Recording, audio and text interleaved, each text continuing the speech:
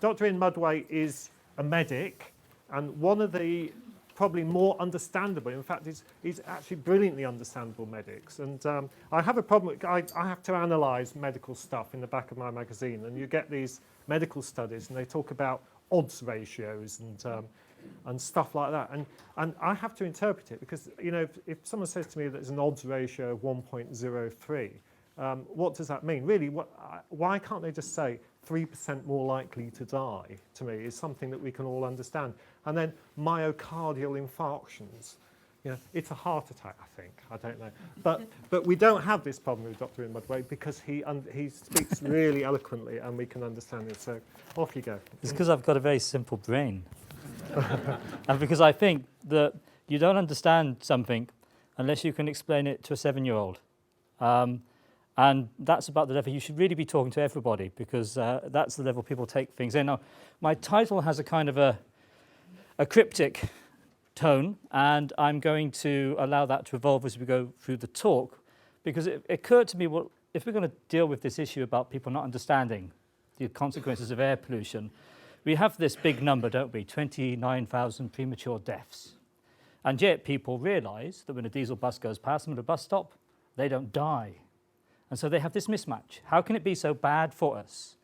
We don't see people physically dying as a consequence of this. And so I wanted to start off by thinking about risk and what really is going on, what those numbers really mean. And if I'm going to do that, I've got to make it very simple, because there are some certainties, okay, that nobody can argue with. The first is that everybody's born, okay, we can accept that. And then the second one is everybody dies. So you never save lives. People always die. So when we say an excess of deaths, those people were going to die at some point, okay? Everybody dies. This is the critical issue. What we can control is the duration between birth and death. And, as it's often forgotten, because we always look at these headlines about death, the quality of life in between is a critical issue, and we often neglect to think about it. And I tried to look at this in a number of ways. I was trying to explain this to some students recently, and I thought it would be easy to understand when we're born, and this is a picture taken of a cohort of children who were born in the year 2000, okay? So rather depressingly, and this is why everybody panics about pensions, the average life expectancy of a girl in that cohort is meant to be around 95 years old, okay? That's what they're predicted to be.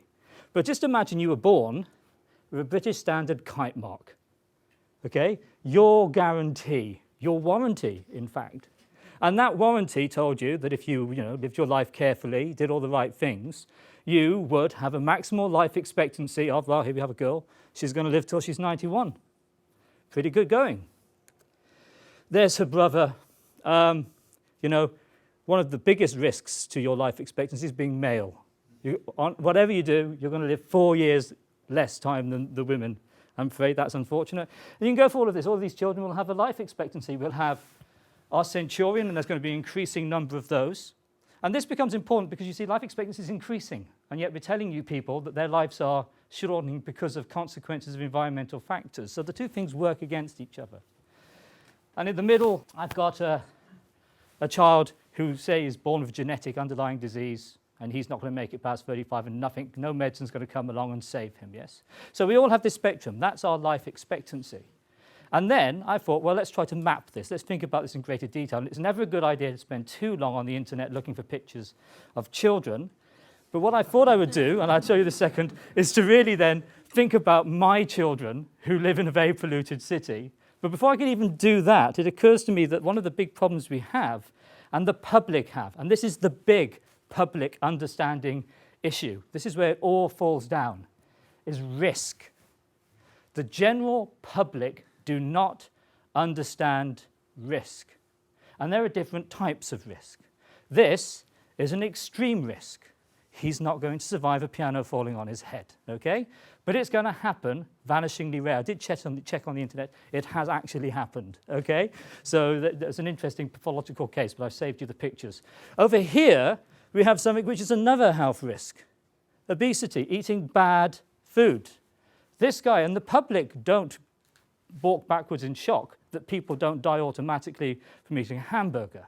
They understand the consequences of bad diet are cumulative. They arrive and they shorten your life over the duration of your lifespan. So here we have two different risks. And if we think about my daughter, here she is. She's born in 2004, so her predicted life expectancy is 92 years. She should die on the 5th of September 2096. This is her predictive life expectancy. I like to think of this as almost being something you kind of electively erode by the decisions you make in your life, okay?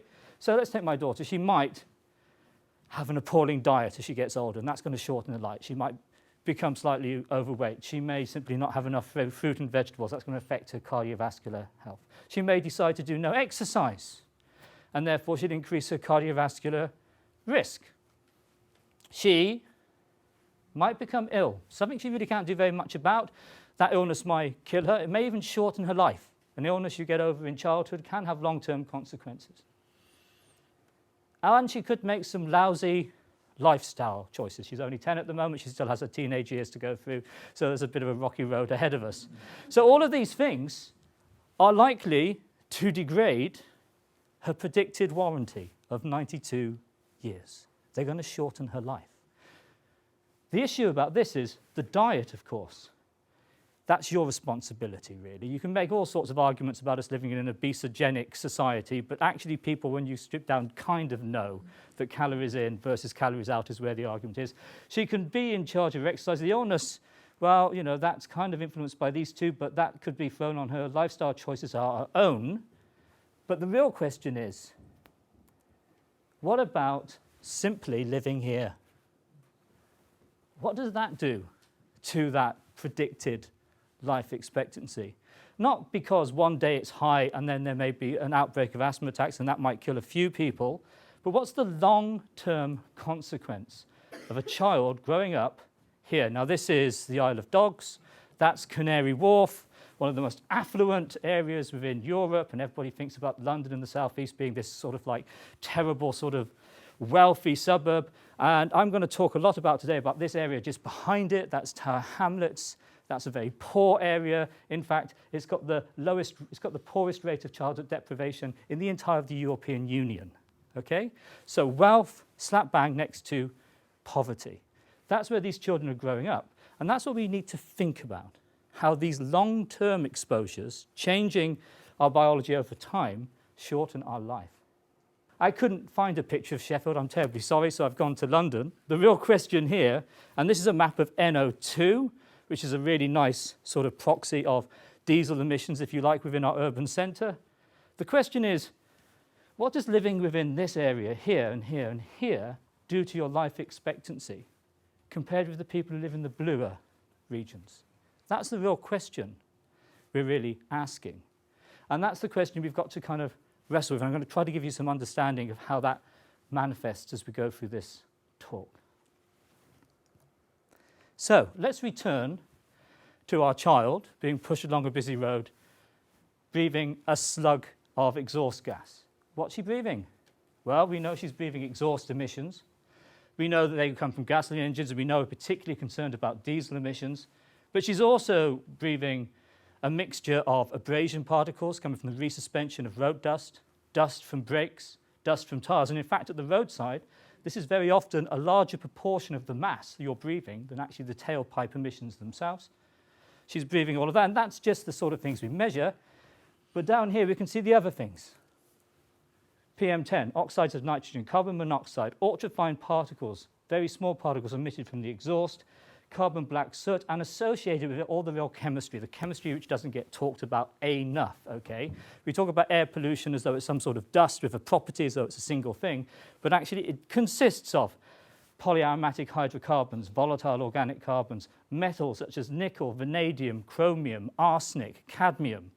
These are toxic components, often at low concentrations, but when we talk about particles causing cancer, we're talking about specific polyaromatic hydrocarbon species associated with those particles which are driving the effect. So, why does this matter for this child, thinking about the whole course of their lifetime? Now, as you sit here, you're taking maybe 19 breaths a minute, I would say, tidal breathing.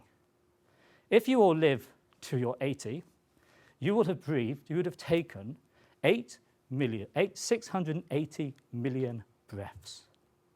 And your lung, therefore, is exposed to everything you breathe for the duration of your lifetime. And that's a cumulative burden. And that's going to vary depending on where you live and the environment and the pollutants you're exposed to. And then my other hat is pathology. You have to think about the lung. People don't think about the lung enough. And because people don't think about the lung, they don't think about the structure of the lung or how susceptible the lung is to injury. Now this, for me, is kind of beautiful.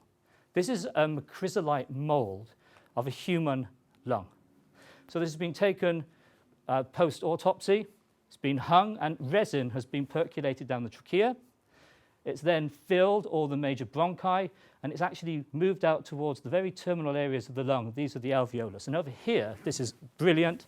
They've managed to perfuse the arterial supply in red and the venous supply in blue. And you can see this is an adult lung, fully developed, fully alveolized. And you can see that it's actually quite a delicate, fine structure. In fact, you can blow this up. And if you blow it up and you look right on the ends, you see these things which look a bit like sort of cauliflower heads, yeah? And these are the gas exchange regions of your lung, completely surrounded with the blood supply, which allows gas exchange to occur. A very delicate, fine structure. This is where the particles that we breathe, the gases that we breathe are being deposited, and the structure that is being potentially injured. It's quite a fine, delicate structure. It's not a robust sac. Okay? And so people underestimate the damage you can do to this structure. The other thing I have to make you then think about is the life history of your lungs, because this really matters. Now this actually is a picture which is taken about cigarette smoking. We can learn a lot from what we know about cigarette smoking, and we can map that knowledge actually onto what we know about air pollution. But it's not generally realized, I think, by many people that your lungs don't mature until the ages of 18 to 25. They mature between the ages of 18 to about 20 for girls. Boys' lungs, you really have to go into early adulthood between 22 and 25. That's when your maximum lung development is happening. And so during your childhood, your lungs are rapidly developing, rapidly growing. It's an important phase, and it doesn't finish until you're potentially in your 20s. And then, after 25 years of age, it's all downhill, okay? Your lung volume is almost a perfect barometer of your true biologic age. Not how old you are in terms of your birth date, but how old your organs are within your body. It's quite possible, if you're a smoker, for example, to be a 50-year-old walking around with the lungs of a 70-year-old inside you because of the damage you've done to them. And so here we've got this dotted line. It basically shows that lung function just decreases as you get older and older and older and older. And if we could live forever, I always like this argument because you've got all these nutters telling us how to live forever, you would die anyway of about 130, 140 without a lung transplant because you would have no function left. It would just gradually become emphysemic. If you smoke over here, all you do is you push back in time all of those changes. So you lose years of functional life within your lung. Now, air pollution should do the same thing. Less extreme than cigarettes over here, but it should operate through the same mechanisms. But I want to think about over here. What happens to the lung as it develops? Because here we actually do have really useful and good data. Because if you do anything which prevents normal lung growth here, it becomes critical because it changes your optimal lung function at adulthood. If you reduce your lung function at adulthood because of changes in childhood, that deficit stays with you for life, and it's a really strong predictor for your lifetime risk of premature death through cardiovascular disease and also through respiratory disease. So what goes on down here when the lungs are actively developing really, really matters, not just to your lungs, but to your cardiovascular system. And that is what I study. And I think probably why I've been brought here to talk. So we've been doing a study in East London. So I always think the easiest way to think about this is it looks a bit like the EastEnders title screen. Here we have the River Thames, the Isle of Dogs. Our studies in Tower Hamlets here, and Hackney, which is here. And I know this may sound a bit London-centric, but just look at some figures. There's some interesting parallels with Sheffield. This is quite nice. The combined population of Tower Hamlets and Hackney is the same as Sheffield. Those two London boroughs have the same population, okay? The population in Tower Hamlets is almost 40 to 50%, almost now, Bangladeshi in origin. So it's a highly diverse population. And here are some parallels. Car ownership in this area is very low, yet they have some of the worst air pollution visited on them in the entire of London. It's one of the youngest populations, and it's highly deprived. So this is real poverty, and it is in the centre of our wealthiest city within the United Kingdom. And we've been studying lung function within this city for 6 years in children attending schools, and we've illustrated some of the schools in this picture, to see what the consequences of living within London are on their lung development, and also long-term to see whether our low emission zone has any beneficial effects on those changes on children's lungs over time. What we do is measure lung function. This is a child blowing into a spirometry, doing spirometry. We measure gases in their exhaled breath. We even take DNA. I won't tell you about the genetic work we do because your genetics do matter. The ethnicity you are does matter in terms of the type of changes you see in these children's lungs as they're exposed to pollution. So I have to say this because it's really important. Did the London low emission zone work? I can only show you data from the first 3 years, okay? And in the first 3 years, and they are 2008, when we started, 2009, 2010. And here we're looking at NOx, NO2, PM10, and PM2.5 concentrations. They're all at background sites. This isn't one background site. This is all the background sites within the designated zone and in the surrounding area. So these all represent the averages of about 10 to 20 stations. And you can see over those 3 years, air pollution did not change one jot. Completely standard. And if you look at the roadside stations, well, look, a couple of things to pull from this, I think. These are roadside stations, NOx, NO2, PM10. The NO2 concentration stays resolutely at about 58 micrograms per meter cubed as an annual average, completely above the EU limit value for the entire 3 years. Nothing seemed to change. Why didn't it change? Because the whole LEZ was predicated on the success of the technology used in the new diesel engines, and it did not perform. And so we didn't see the benefits which were predicted, which is disappointing, it has to be said, for the companies and for the councils, but I would argue it's devastating for the 500,000 people who live within those two boroughs of London, who don't have a voice, seemingly, in this debate. To put it another way, I can quickly put this up. This is a map. This is one of those exposure modelling maps. You know, you see them, they're very colourful. This is, again, we're looking at Tower Hamlets and Hackney. Each of those dots is where a child in our study lives. So the triangles are actually a school. If you look very carefully, you can see them. This is taken from 2009, one of our study years. And everywhere in this zone, in this map, which is yellow or orange or red, is over the EU limit value for NO2 as the annual limit, which means that in 2009, of the 400 children in this picture, only this child lived at a residential address within the legal limit. But he still had to go to school, unfortunately, which meant that he was outside the limit as soon as he started moving within this domain. Which means, you know, overall, you've got a significant public health problem, certainly within these two boroughs. Now, earlier on, somebody used the phrase attaining the safe limit. There is no safe limit. The EU limit values aren't a value, a threshold you cross and there are no health effects.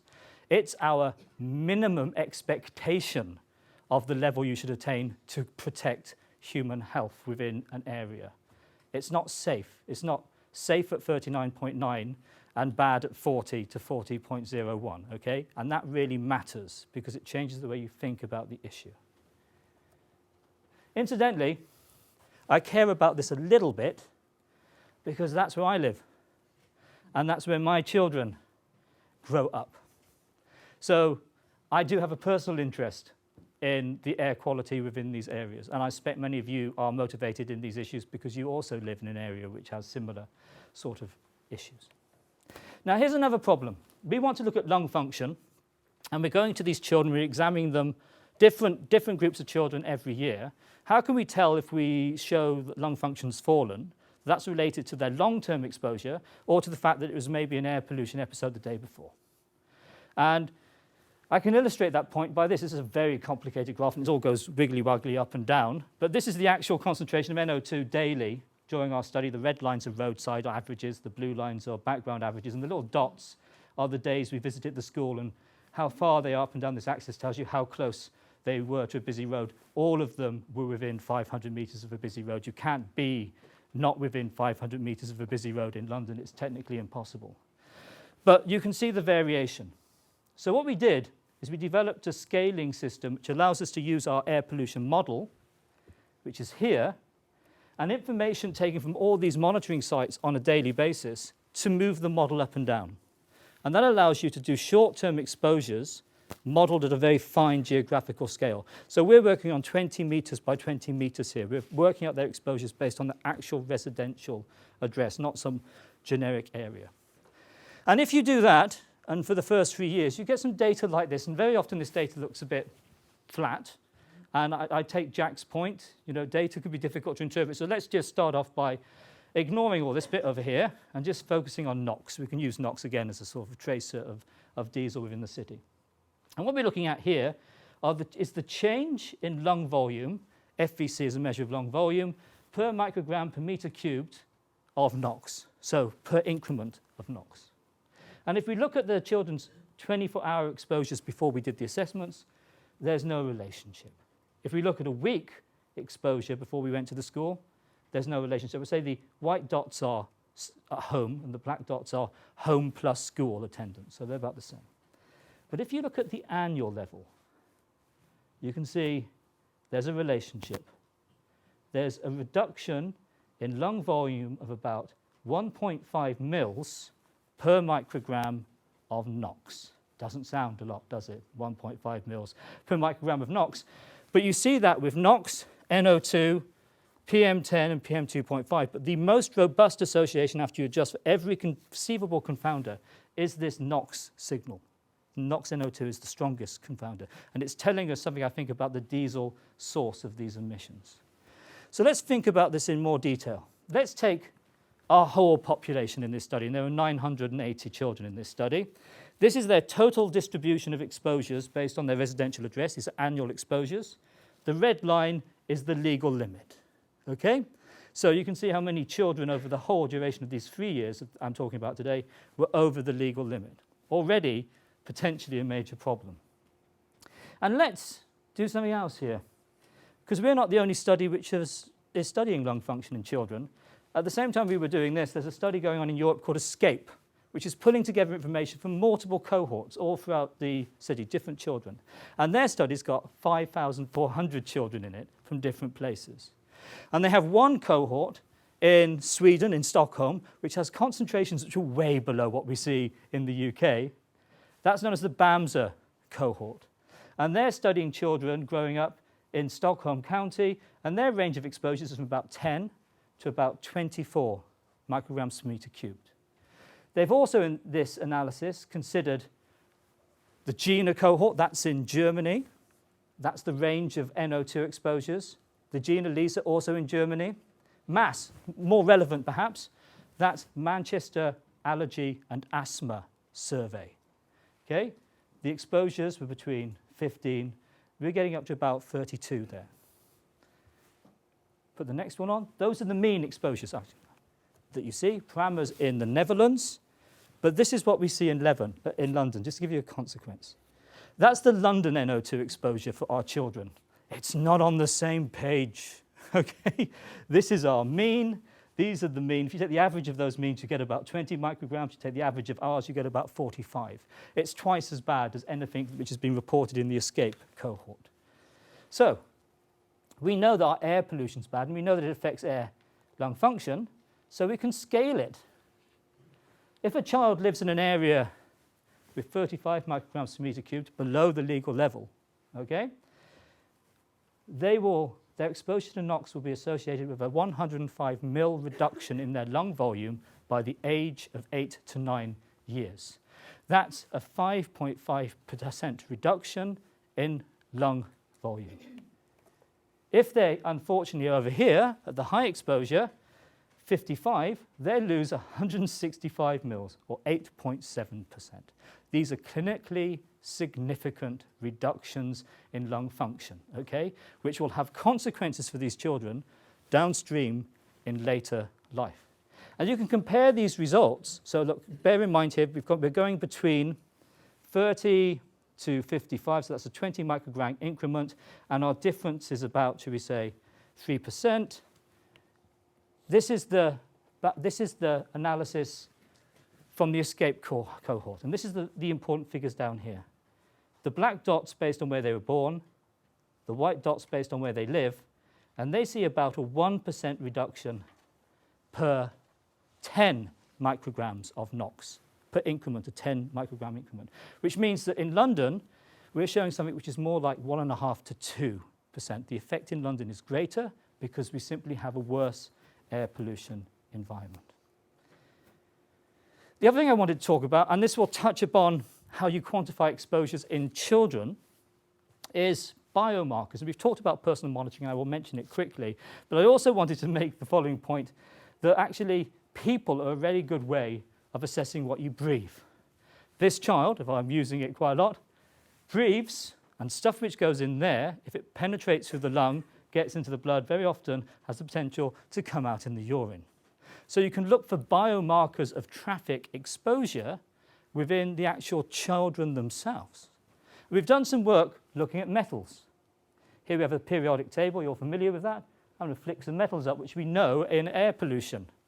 So there's barium, that's associated with brake wear, vanadium and chromium, that's associated with oil combustion, those are within oil. We have molybdenum, iron, nickel, bit of steel in there from steel abrasion. We have antimony. I love the fact that antimony is in brake pads. You know, you used to use it to kill your wife in the 18th century, but now we use it as a...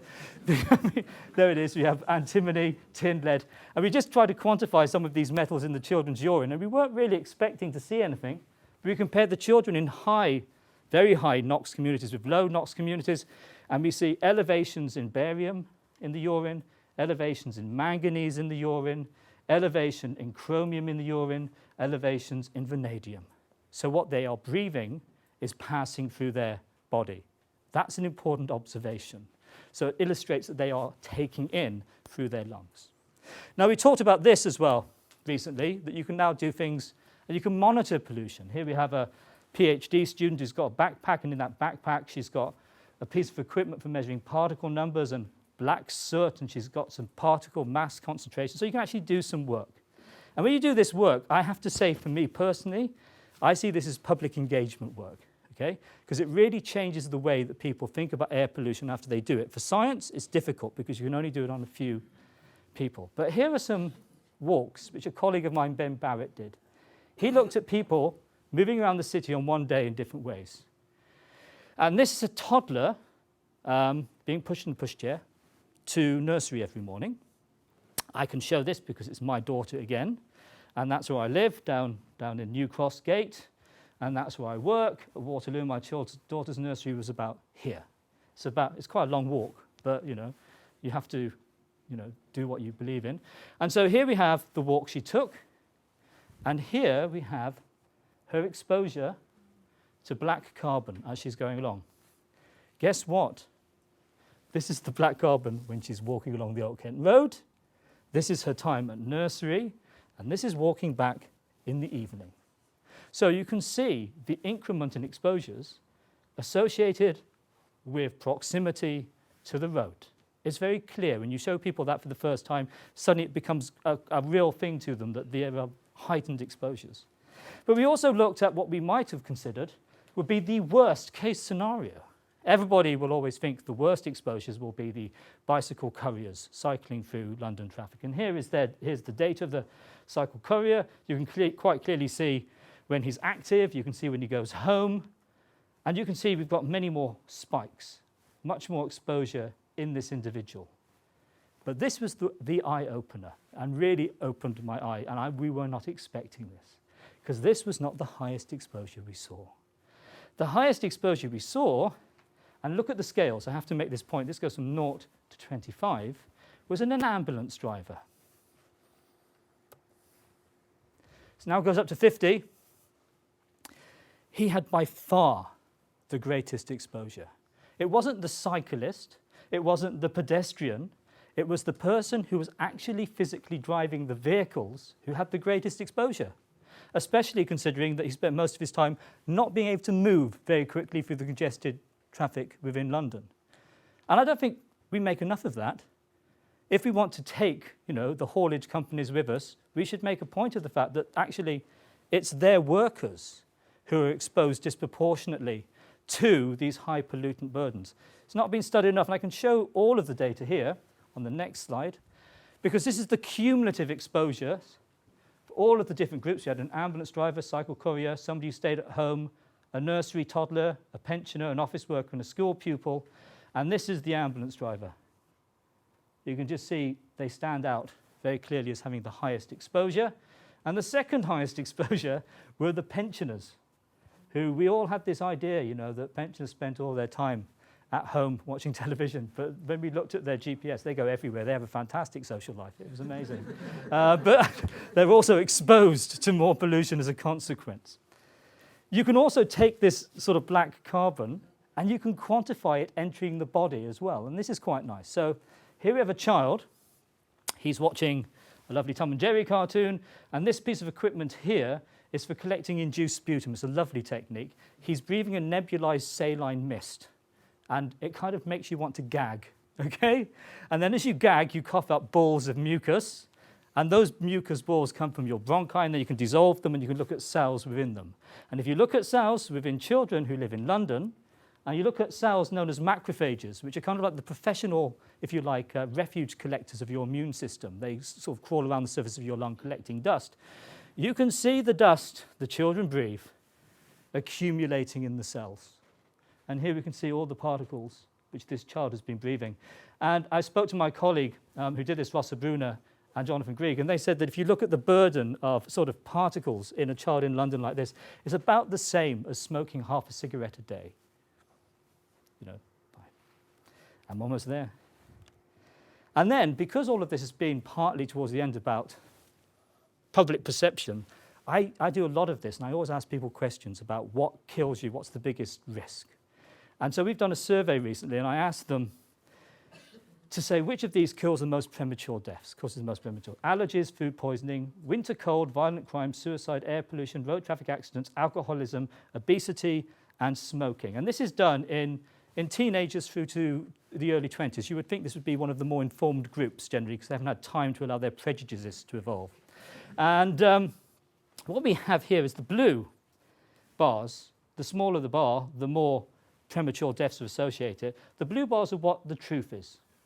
So smoking causes around 82,500 premature deaths in the UK every year, number one. Let's go through this, get this right. Number two should be, I should say the blue bars. Number two should be air pollution. So this is how the list goes. Smoking is number one. Air pollution is number two, okay? This is the mismatch between what people believe. They believe it's like almost the sixth biggest killer. This is the truth. It's the number two. They don't get it. More interesting is that most people think that more people die in road traffic accidents than die as a consequence of air pollution. And that number is 29,000. That number is about 1,750. So the perception is completely wrong. There's a lot of other interesting stuff in here. Allergies by anaphylaxis kill about 20 people a year. If you put asthma into that, it goes up to by about another 1,000, okay? Winter cold's phenomenally interesting. Winter cold kills 22,000 old people in the United Kingdom every year. It's the third biggest environmental cause of death. And it's a shocking statistic because the number in Scandinavia is 0. Okay? So that's fuel poverty causing deaths. But it's really here. Air pollution versus road traffic accidents. People don't get it. Because when somebody's hit by a car, it's an immediate effect. That person's dead. They can see that, it's a physical reality. But this slow shortening of life, which occurs through air pollution, is much more difficult to explain to the general public. So these are my final statements. I thought things which need to be done, these are my personal view, and already they should sort of chime. Communication. There is a need, but we often forget that we also have to speak to the public and the policymakers. Recently in the EAC, I was talking to the EAC and we were all giving them data, and it occurred to me that politicians don't believe statistics because they know how creatively they can be used. So consequently, we actually did a personal monitoring campaign with the EAC members. And as soon as they actually saw their own data and what they were breathing, it dramatically changed their view, more than actually just giving them dry odds ratios, for example. We need to reimagine our transport infrastructure. We've already kind of said that, but definitely the status quo is not sustainable.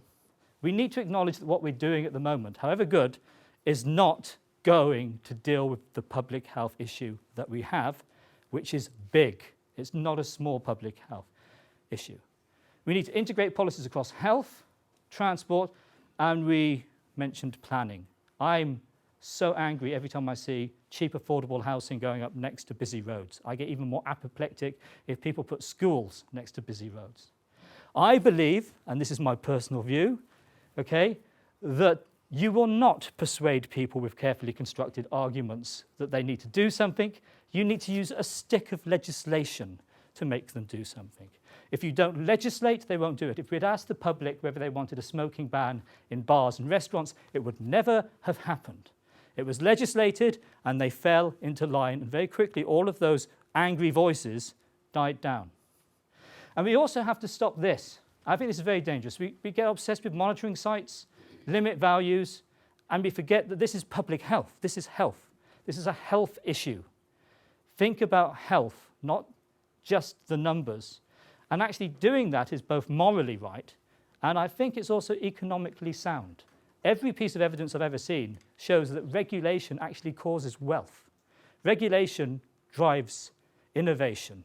Innovation gives the UK back its competitive advantage. And then finally, I thought I'd put this up. I live in Lewisham. Lewisham's, sort of coat of arms has this written on it. Nobody knows what it means, unfortunately. Salus populi suprema est lax. I like it because it was written by Cicero, which happens to be the mayor's favourite sort of political philosopher. And what it means, and this is actually written on the Walworth Health Centre, is the health of the people is the highest law. It is the supreme law. And in fact, this is the epitaph of John Locke's second book on sound government, that public health should be number one in your consideration before you consider anything else. Thank you very much.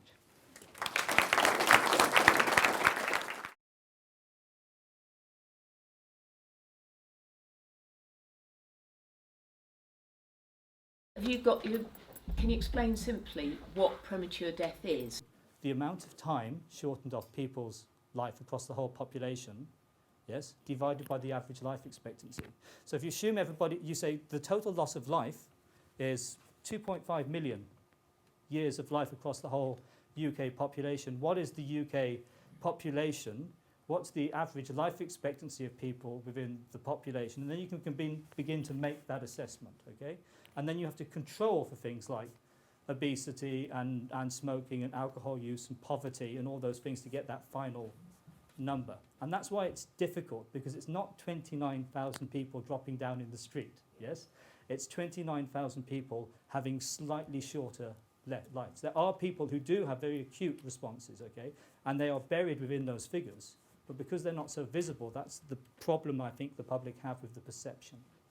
To ask you, we've concentrated on children's health, but at the other extreme, I want to just quickly ask you about dementia, because I was particularly interested in the idea of the metals because that's something, you know, that I didn't realise how prevalent that was. Because these small particles, when you breathe them, there's evidence they can be taken up by the olfactory nerve at the back of your nose, and you can actually show them transiting to the brain. So you've got a direct delivery route. I just did a meta-analysis on air pollution and dementia, and there's not a huge amount of literature out there, okay? It's not been studied that much, but it's beginning to take off now. And I think if you look across the whole evidence, there's suggestion there is an interaction, okay? There's an interaction and there's plausible mechanisms, but it's just an area taking off. At the other end, however, there's really interesting research which is beginning to be repeated everywhere, that there are quite strong links between diesel exposures and cognitive development defects in children, including autism and ADH. So you're getting something, again, at the beginning of the life course saying there are cognitive effects, and maybe some emerging data at the other end saying that there could be worsening of sort of ongoing dementia symptoms. I was wondering if your exposure study, did you consider how much the people were breathing? I've probably been the most critical voice in the personal monitoring community about the fact that people have not taken respiration rates into consideration when they think about the actual loading. The problem is there is no really simple way of doing it. People are trying to do things where they look at heart rate and they say heart rate's a good proxy of minute ventilation. Do you know what? It isn't. It's a rubbish because each person's relationship is completely unique. So there is a way of refining it and people are trying to do it. And in fact, there's a big workshop going to go up in Bonn, I think, around Christmas, which will consider this issue. But I don't think the simple solution which people are proposing, I don't think are quite right. You also have the problem, the more cardiovascularly fit an individual is, suddenly then the lung volumes they're pulling are reduced in proportion to somebody who's relatively unfit. So, you know, it's a very, very complicated area. But you're right, it does need to be factored in.